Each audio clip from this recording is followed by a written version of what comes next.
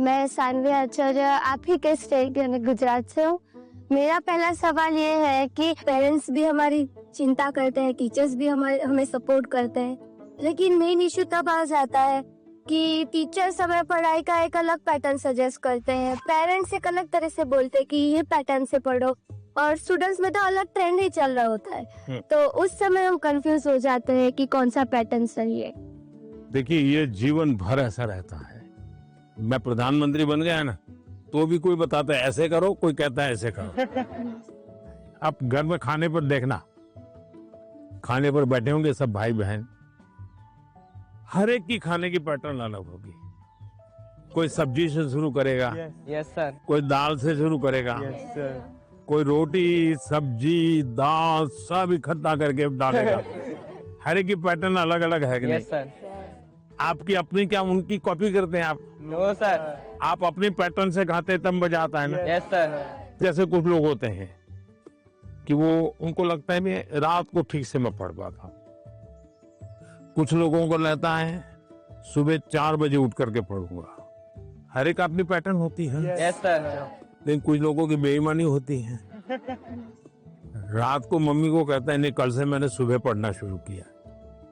सुबह मम्मी उठाने आती है तो कहते नहीं मुझे तो ये टालते रहते हैं। Yes sir. हैं? पहली बात है आप अपनी जो पैटर्न है उस पर पूरा भरोसा करो, लेकिन जो पैटर्न के लिए सुझाव देते हैं उसको ध्यान से सुनो, समझने की कोशिश करो, और उसमें आपको लगता है यार मेरी पैटर्न तो है लेकिन ये चीज मैं अगर जोड़ दूं तो अच्छा होगा, लेकिन किसी के कहने पर मत जोड़ो, अपने अनुभव से जोड़ो। अब जैसे परीक्षा पे चर्चा मैंने जब शुरू किया तब एक पैटर्न था, अब धीरे धीरे मैं उसमें इम्प्रूव करता जा रहा हूँ, यस सर। बदलता जा रहा हूँ। इस बार मैंने अलग अलग राज्यों में भी किया तो मैंने भी अपनी पैटर्न बदली, लेकिन मूल पैटर्न को छोड़ा नहीं। Yes sir. उनका नेचर भी बहुत अच्छा था, वो बहुत फ्रेंडली थे, वो हम सब बच्चों के साथ भी एकदम घुल मिल गए थे। प्रधानमंत्री जी ने हमें बताया कि हमें सभी का पैटर्न सुनना है, सभी में से कुछ कुछ गुण लेना है, हमें हमारा पैटर्न में ही फोकस करना है, सबका कुछ अच्छा अच्छा गुण हमें लेना है और वही पैटर्न हमें धीरे धीरे आगे बढ़ाना है। नर्मदे हर सर। नर्मदे हर। सर मेरा नाम आयुष तिवारी है सर। तो मेरा प्रश्न यह है कि अक्सर कई बार हम स्कूल या टीचर की स्पीड से मैच नहीं कर पाते, और जो छूट जाता है हम उसे कवर करने के चक्कर में आगे के चैप्टर में मिस करते जाते हैं और हम पीछे रह जाते हैं। तो इस सिचुएशन में हम कैसे अपने उसको मैनेज? आपकी टीचर के खिलाफ शिकायत है? No sir. लेकिन आपने बड़ी चतुराई से टीचर के खिलाफ अपनी कंप्लेन बता ली, तो मैं जवाब टीचर के लिए देता हूँ। Yes sir. हाँ? टीचर का प्रयास रहना चाहिए कि स्टूडेंट की ये स्पीड है, एक कदम ज्यादा स्पीड मेरी रहेगी, ज्यादा नहीं। हमारा लक्ष्य ऐसा होना चाहिए जो पहुंच में हो लेकिन पकड़ में ना हो। Yes sir. Sir exam warrior में भी लिखा है मंत्र 26, goal should be with in reach but not easily achievable. वाह, सब याद रखते हैं आप लोग। लेकिन 50 कदम आगे चला जाएगा तो स्टूडेंट कहेगा भाई ये तो चला गया, मेरा काम नहीं है। जैसे किसान खेत को जोतता है ना, स्टूडेंट के मन को जोतना चाहिए। इसका तरीका क्या है? मान लीजिए जनवरी के तीसरे सप्ताह में वो हिस्ट्री का ये पाठ पढ़ाने वाले हैं, तो जनवरी 1 तारीख को बता दे कि भाई पहले वीक में हिस्ट्री का ये पार्ट पढ़ाऊंगा, दूसरे वीक में हिस्ट्री का ये पार्ट पढ़ाऊंगा, तीसरे वीक में हिस्ट्री का ये पार्ट पढ़ाऊंगा। तो आपको पता है कि आने वाले 3 सप्ताह में ये 3 विषय आने वाले हैं। फिर वो कहेगा ऐसा करो, आप मैं पढ़ाऊं उसके पहले पढ़ना शुरू कर दो, पढ़ करके आओ, किसको पूछ के आओ। Yes sir. हाँ, गूगल पे जाके कुछ करना है तो वहां करके आ जाओ। Yes sir. और उसके बाद एक्चुअली जब पाठ पढ़ाएंगे तो क्या होगा? सर हमें क्यूरियोसिटी होगी, हमें ज्यादा समझ आएगा क्योंकि हमने पहले से पढ़ा होगा, फोकस भी और अच्छा रहेगा। मानसी सर अगर कोई चैप्टर हमें बहुत ज्यादा इंटरेस्टिंग लगता है तो हमें उसको और समझने की और जानने की इच्छा होगी, जिससे हमें और अच्छे से रिवाइज हो जाएगा वो चैप्टर। बताइए, सिंपल सा काम है ना। Yes sir. फिर आपको टीचर की स्पीड का प्रॉब्लम आएगा? नहीं आएगा। आप पीछे रह गए ऐसा भाव आएगा? क्यों? क्योंकि आप टीचर से एक कदम आगे चले गए। मन को जोतो, फिर मन को जोड़ो, और फिर आपको पढ़ाई के जो विषय रखने हैं रखो, तो आप स्टूडेंट को हमेशा सफल पाओगे। हर किसी को ये अवसर नहीं मिल पाता कि पीएम माननीय प्रधानमंत्री से स्वयं आमने सामने बैठकर उनसे सवाल पूछकर उनसे अपनी बातचीत शेयर कर पाए। उन्होंने बताया कि हम टीचर से 2 कदम पीछे होने की बजाय 2 कदम उनसे आगे रहें, तो हम उनसे पीछे रह ही नहीं सकते।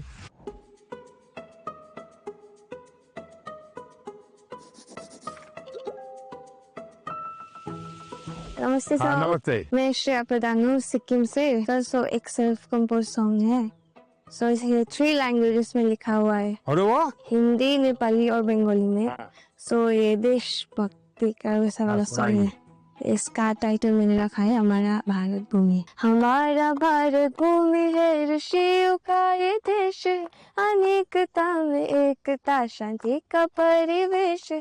अनेकता में एकता, शांति का परिवेश है। देवी देवता को प्रिय वासियों, मानवता मौला एक उठानियो। शाबाश, बहुत सुंदर, बहुत सुंदर। देश की एकता की बात बताई, एक भारत श्रेष्ठ भारत।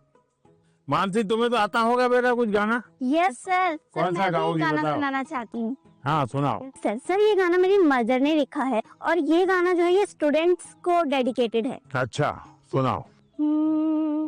बढ़ता चल तू, बढ़ता चल, करता चल, कुछ करता चल, सारी दुनिया तेरे पीछे मुश्किलों से लड़ता चल, सारी दुनिया तेरे पीछे मुश्किलों से लड़ता चल, बढ़ता चल तू, आगे बढ़ता चल।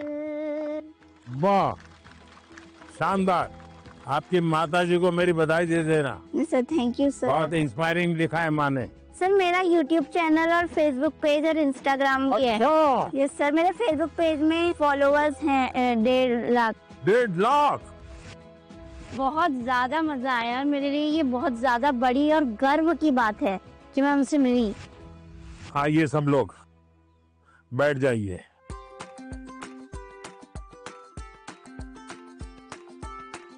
आज से मैंने आज आपका स्वागत आपका किया। ये असमी वो गमोसा कहते हैं। ये सबसे बड़ी चीज है, ये मेरी सबसे प्रिय चीज है। उसकी रचना बहुत अच्छी लगती है। दूसरा है ये असम का और खास करके नॉर्थ ईस्ट की विमेन एम्पावरमेंट का सिंबल है। ये घर में बनाते हैं और सचमुच में वहाँ की मातृशक्ति, नारी शक्ति कैसे काम करती है, तो एक प्रकार से मन को बड़ा आदर होता है, सम्मान होता है। तो मेरा मन कर गया, इन बच्चों को मैं आज असम का गमोसा दूंगा। Thank you sir.